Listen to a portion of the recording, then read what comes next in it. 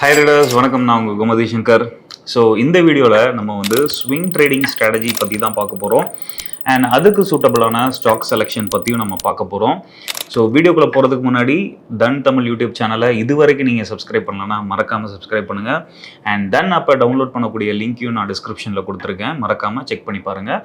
வாங்க வீடியோக்குள்ளே போகலாம். ஸோ இந்த வீடியோவில் நம்ம ஸ்விங் ட்ரேடிங் ஸ்ட்ராட்டஜிஸ் பற்றி பார்க்கலாம். ஸோ ஸ்விங் ட்ரேடிங்க்கு நீங்கள் ஸ்டாக் செலெக்ஷன் பண்ணுறது ரொம்ப சிம்பிள். சேம் நிஃப்டி 50ல் இருக்கக்கூடிய டாப் 20-25 வெயிட்டேஜ் ஸ்டாக்ஸை நீங்கள் சூஸ் பண்ணிக்கலாம். நிஃப்டி 50ல் இருக்கக்கூடிய மொத்தம் 50 கம்பெனியும் உங்களால் பார்க்க முடியும்னா நீங்கள் தாராளமாக 50 கம்பெனியும் சூஸ் பண்ணிக்கலாம். இல்லை 50 கம்பெனியை வந்து என்னால் ட்ராக் பண்ண முடியல அப்படின்னு ஃபீல் பண்ணுறவங்க அட்லீஸ்ட் ஒரு 25 ஸ்டாக்ஸை நீங்கள் ட்ராக் பண்ணால் நல்லது. அந்த 25 ஸ்டாக்ஸில் நீங்கள் சிபிஆர் வச்சு எப்படி ஸ்விங் ட்ரேட் எடுக்கணும் அப்படின்றத நான் இப்போ உங்களுக்கு சொல்கிறேன். ஸோ இப்போ நான் வந்து கோட்டாக் மஹிந்திரா பேங்க் எடுத்திருக்கிறேன். அதில் ஃபஸ்ட்டு நான் என்ன அப்ளை பண்ணியிருக்கிறேன் அப்படின்னா மந்த்லி சிபிஆர் அப்ளை பண்ணியிருக்கேன். நான் ஆல்ரெடி சொல்லியிருக்கிறேன், ஸ்விங் ட்ரேடிங்கில் 2 மெத்தட் இருக்குது. நீங்கள் ரொம்ப கன்சர்வேட்டிவாக இருக்கிறீங்க அப்படின்னா டெய்லி சார்ட்டையும் மந்த்லி சிபிஆரையும் வச்சு நீங்கள் பொசிஷன் எடுக்கலாம். இல்லை நான் வந்து ரொம்ப கன்சர்வேட்டிவ் கிடையாது, என்னால் ஓரளவு ரிஸ்க் எடுக்க முடியும், டெய்லி கொஞ்ச நேரமாவது என்னால் மார்க்கெட் பார்க்க முடியும், அட்லீஸ்ட் 1 hour ஒன்ஸாவது என்னால் மார்க்கெட் பார்க்க முடியும் அப்படின்னு ஃபீல் பண்ணுறவங்க அவர்லி சார்ட்டையும் வீக்லி சிபிஆரையும் வச்சு பொசிஷன் எடுக்கலாம். ஸோ என்னால் மார்க்கெட்டே பார்க்க முடியாது, ஒரு நாளைக்கு 1-2 தடவை தான் என்னால் பார்க்க முடியும் அப்படின்னு ஃபீல் பண்ணுறவங்க, நான் ரொம்ப சேஃபாக இருக்கணும், கன்சர்வேட்டிவாக இருக்கணும்னு ஃபீல் பண்ணுறவங்க daily chart monthly CPR use பண்ணணும். இல்லை நான் கொஞ்சம் ரிஸ்க் எடுக்கிறதுக்கு ரெடி, என்னால் ஒரு 1 hour ஒன்ஸ் இல்லைனா 2 hour ஒன்ஸ் என்னால் மார்க்கெட்டை பார்க்க முடியும் அப்படின்னு ஃபீல் பண்ணுறவங்க அவர்லி சார்ட் அண்ட் வீக்லி சிபிஆரை யூஸ் பண்ணி ஸ்விங் ட்ரேடிங் பண்ணலாம். ஸோ நீங்கள் இந்த 2 கேட்டகரியில் யார் அப்படின்றத ஃபஸ்ட்டு டிசைட் பண்ணிக்கோங்க. நான் வந்து first Kotak Mahindra bank daily சார்ட்டில் எப்படி ட்ரேட் எடுக்கணும் அப்படின்றத நான் சொல்கிறேன். ஸோ இந்த மாதம் ஜூன் மாதம் நான் வந்து டெய்லி சார்ட் கோட்டாக் மஹிந்திரா பேங்க்கில் மந்த்லி சிபிஆர் அப்ளை பண்ணியிருக்கிறேன்.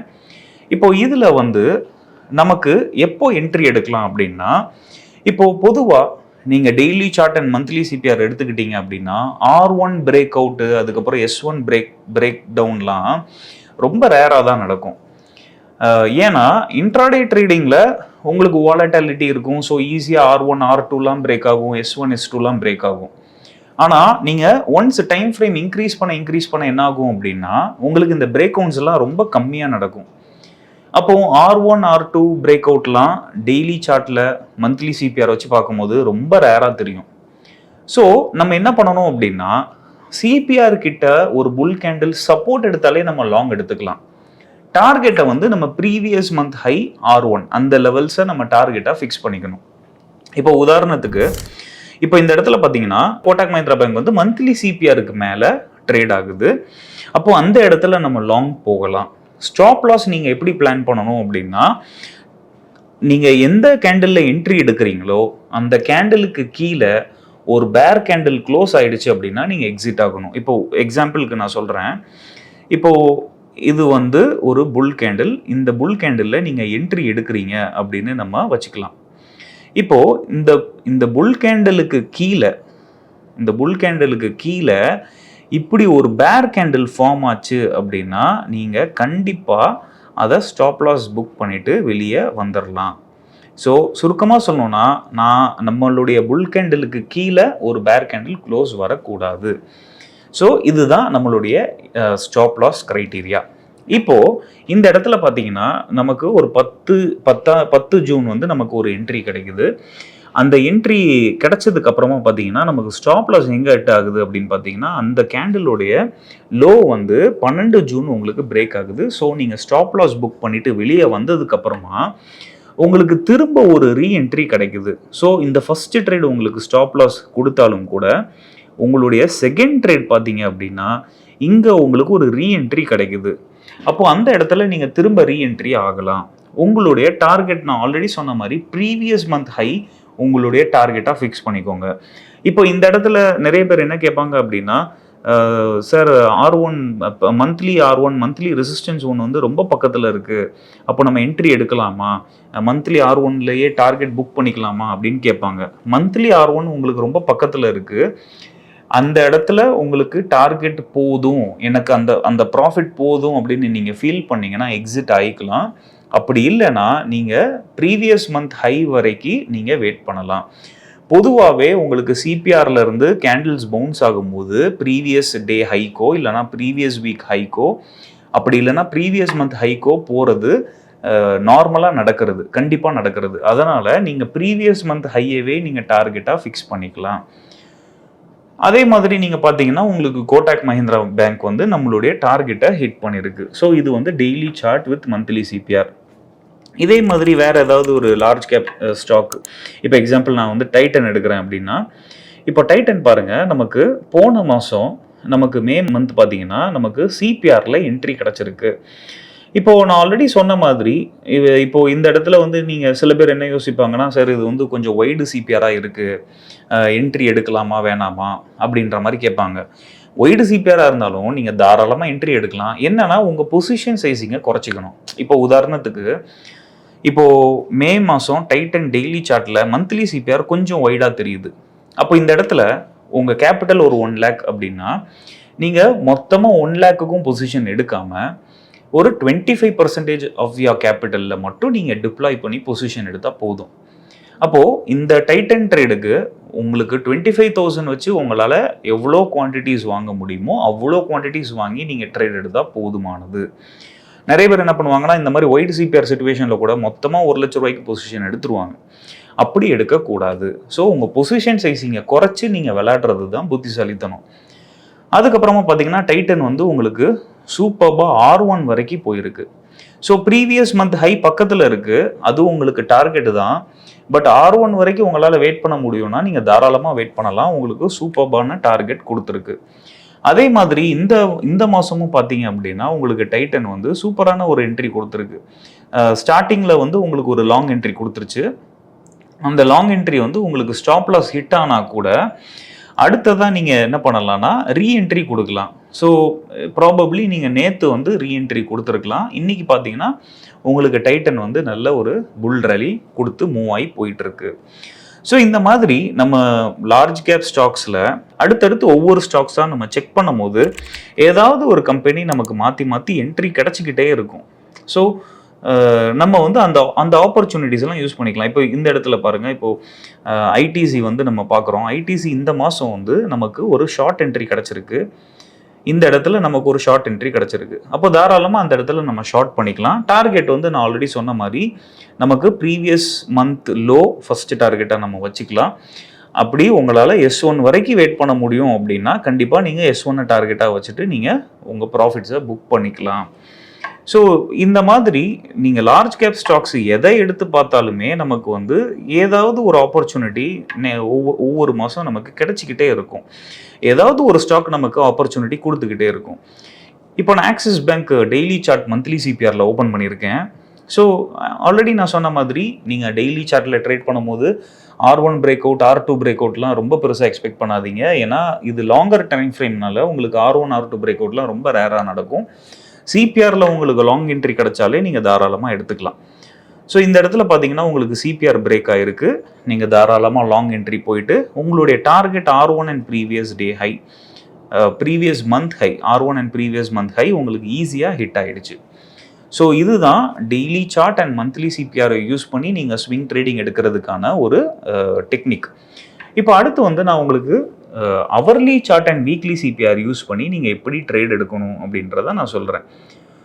So hourly chart and weekly சிபிஆரில் நீங்கள் ட்ரேட் எடுக்கிறதும் சேம் ப்ரொசீஜர் தான். பட் இதில் வந்து நமக்கு R1 பிரேக் அவுட் கண்டிப்பாக நடக்கும். R1 பிரேக் அவுட்டை நம்ம எடுத்துக்கலாம். R2 பிரேக் அவுட் ரொம்ப ரேராக நடக்கும். ஸோ R2 பிரேக் அவுட்டை நீங்கள் விட்டுறலாம். ஸோ ஈஸியாக நீங்கள் புரிஞ்சுக்கணும் அப்படின்னா உங்களுக்கு 5 மினிட்ஸ் சார்ட்டில் R1, R2 பிரேக் அவுட் ஈஸியாக நடக்கும். அவர்லி சார்ட்டில் R1 பிரேக் அவுட் ஈஸியாக நடக்கும். அண்ட் டெய்லி சார்ட்டில் R1 பிரேக் அவுட் நடக்காது. சிபிஆர்லேருந்து R1 வரைக்கும் போகும். ஏன்னா டைம் ஃப்ரேம் நம்ம இன்க்ரீஸ் பண்ண அதோட மூமெண்ட் வந்து கொஞ்சம் கம்மியாக தான் இருக்கும். அப்போ அவர்லியில் நீங்கள் வந்து R1 பிரேக் அவுட் எடுத்துகிட்டு நீங்கள் R2 பிரேக் அவுட்டில் கூட ப்ராஃபிட் புக் பண்ணலாம். வீக்லி சிபிஆரில் லாங் எடுத்துகிட்டு நீங்கள் R1ல் கூட ப்ராஃபிட் புக் பண்ணிக்கலாம். இப்போ உதாரணத்துக்கு நான் சொல்கிறேன். இப்போ போன வாரம் நீங்கள் டைட்டன் பார்த்தீங்க அப்படின்னா நமக்கு சிபிஆருக்கு மேலே இங்கே ஒரு லாங் என்ட்ரி கிடச்சிருக்கு. அண்ட் டார்கெட் பார்த்தீங்கன்னா உங்களுக்கு R1 ஈஸியாக போன வாரம் ஹிட் ஆகிடுச்சு. அதே மாதிரி இந்த வாரம் நீங்கள் பார்த்தீங்கன்னா சிபிஆரில் உங்களுக்கு ஒரு லாங் என்ட்ரி இங்கேயே கிடச்சிருக்கு. அதுக்கப்புறம் பார்த்தீங்கன்னா உங்களுக்கு சூப்பராக உங்களுக்கு இன்னமுமே உங்களுக்கு வந்து டைட்டன் வந்து பயங்கரமாக அவர்லி அண்ட் வீக்லி சிபிஆரில் பிரேக் அவுட் கொடுத்து ட்ராவல் பண்ணி போயிட்டுருக்கு. இன்கேஸ் நீங்கள் வந்து டைட்டனில் இந்த வாரம் நீங்கள் சிபிஆரில் என்ட்ரி கொடுக்க மறந்துருந்தீங்கன்னா கூட நீங்கள் கண்டிப்பாக R1 பிரேக் அவுட்டில் நீங்கள் என்ட்ரி கொடுத்துருக்கலாம். R2ல உங்களுக்கு இந்நேரம் ப்ராஃபிட் புக் பண்ணியிருக்கலாம். இன்றைக்கே நீங்கள் என்ட்ரி கொடுத்து இன்றைக்கே நீங்கள் புக் பண்ணிகிட்டு இருக்கலாம். ஸோ இப்படி தான் நீங்கள் வந்து ஸ்விங் ட்ரேடிங் வந்து அவர்லி சார்ட்டை பேஸ் பண்ணி எடுக்கணும். அதே மாதிரி இப்போ இந்த இடத்துல பாருங்கள், அதுக்கு முந்தின வாரம் வந்து ஜூன் 2nd வீக் பார்த்தீங்க அப்படின்னா உங்களுக்கு டைட்டன் வந்து S1 அண்ட் ப்ரீவியஸ் வீக் லோவாக பிரேக் பண்ணி ஒரு சூப்பரான ஷார்ட் என்ட்ரி கொடுத்துருக்கு. அண்ட் அது மட்டும் இல்லாமல் உங்களுக்கு அந்த ஜோனே உங்களுக்கு ஒரு பிரேக் அவுட் ஜோன் மாதிரி தான் தெரியுது. ஸோ ஒரு அழகான ஒரு break out zone S1 and previous week லோவும் பிரேக் ஆகிருக்கு. அப்போது நீங்கள் அந்த இடத்துல ஷார்ட் போகலாம். உங்களுக்கு மார்க்கெட் பார்த்தீங்கன்னா நெக்ஸ்ட் டே கேப் டவுன் ஆகி ஆல்மோஸ்ட் S3 வரைக்கும் போயிருச்சு. நீங்கள் S1ல ஷார்ட் பண்ணுறீங்க, S2 S3லாம் வர உங்களுக்கு மார்க்கெட்டு கீழே விழுந்துருச்சு, டைட்டன் கீழே விழுந்துருச்சு. அப்போ இந்த இடத்துல நீங்கள் அழகாக ப்ராஃபிட் புக் பண்ணியிருக்கலாம். ஸோ இந்த மாதிரி நமக்கு ஏதாவது ஒரு ஆப்பர்ச்சுனிட்டி கிடச்சிக்கிட்டே இருக்கும். அதே மாதிரி பார்த்தீங்கன்னா இப்போது டைட்டனில் வந்து இந்த வாரம் கீழே மார்க்கெட் போகும்போது நமக்கு டிசெண்டிங் சிபிஆர் இருக்குது.